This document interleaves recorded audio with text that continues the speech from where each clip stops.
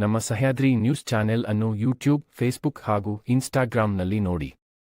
Subscribe, like ಮತ್ತು share ಮಾಡಿ ಪ್ರೋತ್ಸಾಹಿಸಿ.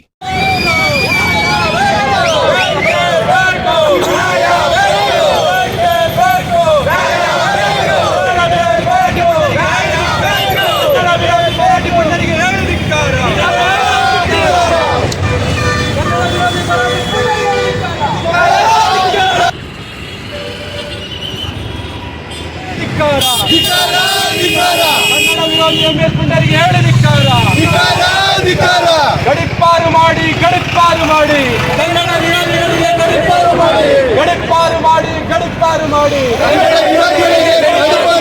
ಗಡಿಪಾರು ಮಾಡಿ ಗಡಿಪಾರು ಮಾಡಿ ಕನ್ನಡ ವಿರೋಧಿ ಎಂಎಸ್ ಪುಂಡರಿಗೆ ಹೇಳಿ ಧಿಕ್ಕಾರ. ಎಲ್ಲಿಯವರೆಗೆ ಹೋರಾಟ, ಎಲ್ಲಿಯವರೆಗೆ ಹೋರಾಟ,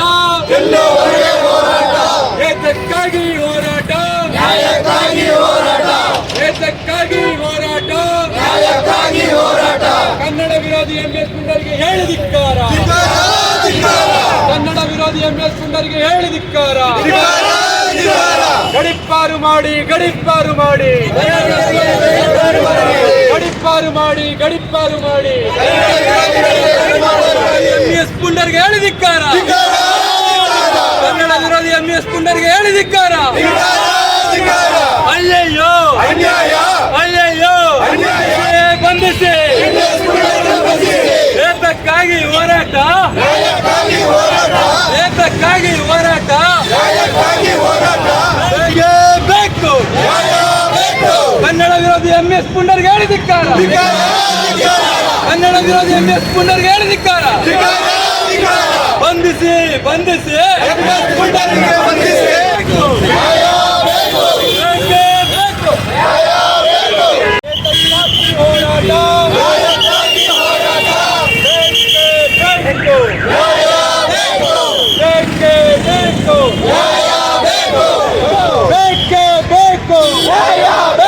ಕನ್ನಡ ವಿರೋಧಿ ಮರಾಠಿ ಪುಂಡರನ್ನು ಬಂಧಿಸಿ ಬಂಧಿಸಿ ಬಂಧಿಸಿ ಬಂಧಿಸಿ ಬೇಕೇ ಬೇಕು.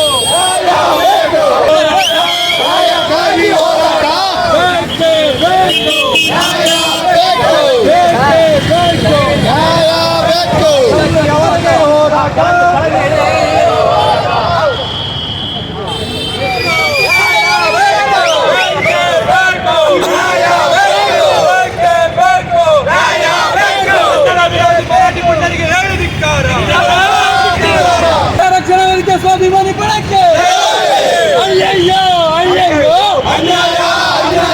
ಅಯ್ಯಯ್ಯೋ ಅಯ್ಯಯ್ಯೋ. ಮರಾಠಿ ಪುಂಡರ ವಿರುದ್ಧ ಉಗ್ರವಾದ ಪ್ರತಿಭಟನೆ ಕರ್ನಾಟಕ ರಕ್ಷಣಾ ವೇದಿಕೆ ಸ್ವಾಭಿಮಾನಿ ಪಡೆಯಿಂದ ನಾವು ಹಮ್ಮಿಕೊಂಡಿದ್ದೀವಿ. ಏನಂತ ಹೇಳಿದ್ರೆ, ಬೆಳಗಾವಿಯಲ್ಲಿ ಇರ್ತಕ್ಕಂಥ KSRTC ಕಂಡಕ್ಟರ್ಗೆ ಕನ್ನಡ ಮರಾಠಿ ಮಾತಾಡು ಅಂತ ಹೇಳಿದ್ದೇನೆ. ಮನಸ್ಸು ಇಚ್ಛೆ ಹಲ್ಲೆ ಮಾಡಿದ್ದಾರೆ.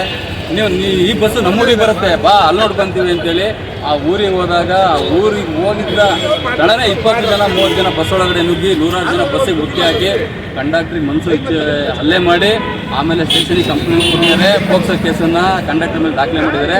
ಇದನ್ನು ನಾವು ಕರ್ನಾಟಕ ರಕ್ಷಣಾ ವೇದಿಕೆ ಸ್ವಾಭಿಮಾನಿ ಬಣ ಉಗ್ರವಾಗಿ ಖಂಡನೆ ಮಾಡ್ತೀವಿ.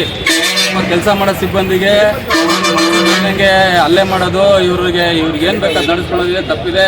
ಸಾರಿಗೆ ಇಲಾಖೆ ಸಚಿವರು ಏನಿದ್ದಾರೆ ಇದ್ರ ಮಧ್ಯೆ ಬಂದು ಅವ್ರ ಮೇಲೆ ಹಾಕಿರೋಂಥ ಕೇಸನ್ನು ವಾಪಸ್ ತೆಗೆಸೋಂಥ ಕೆಲಸ ಮುಖ್ಯಮಂತ್ರಿಗಳು ಗೃಹ ಸಚಿವರು ಮುಖಾಂತರ ಮಾಡಬೇಕು ಅಂತ ಹೇಳಿದ್ದೇನೆ.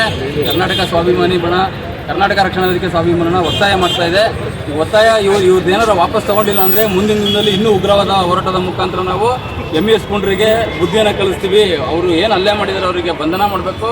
ಆಮೇಲೆ ಮಿಗ್ದವ್ರು ಏನಿದ್ದಾರೆ ಅವರಿಗೆ ಗಡಿಪಾರು ಮಾಡಬೇಕಂತ ಈ ಮೂಲಕ ನಾವು ಅವರಿಗೆ ಎಚ್ಚರಿಕೆಯನ್ನು ನೀಡ್ತಾ ಇದ್ದೀವಿ.